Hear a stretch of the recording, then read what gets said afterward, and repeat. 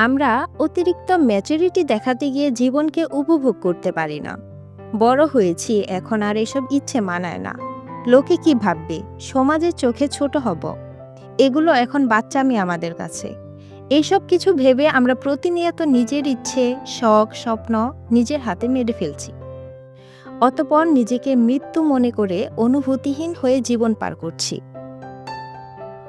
আপনার যদি ৪৫ বছর বয়সে গিয়ে বৃষ্টিতে ভিজে গোসল করতে মন চায়, কিছু না ভেবে উঠোনে নেমে পড়ুন। স্বামী স্ত্রী একসাথে যদি একান্ত সময় কাটাতে মন চায়, দূরে কোথাও চলে যান। ছেলে মেয়ে বড় হয়েছে, কি ভাববে, এটা চিন্তা মাথা থেকে ঝেড়ে ফেলুন। বুড়ো বয়সে যদি আপনার ভালোবাসার অর্ধাঙ্গিনীর চুল বেনি করতে মন চায়, তাও করেন। নাতিপুতি হয়েছে তো কি হয়েছে, আনন্দ নিয়ে জীবন কাটান। কলিগের সাথে আড্ডায় বসে যদি আপনাকে ফর্মালিটি মেনটেন করে চলতে হয়, তাহলে আড্ডা থেকে চলে আসুন। পাড়ার দোকানে চা নিয়ে ছোটকালের বন্ধুর সাথে আড্ডায় মাতুন। অনন্ত মন খুলে কথা বলতে পারবেন।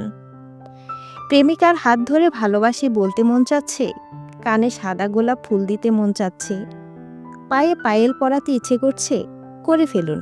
কারণ ম্যাচুরিটি দিয়ে কখনো ভালোবাসা হয় না, একটু পাগলামি থাকতেই হয়। তবেই না ভালোবাসাটা সুন্দরময় হয়।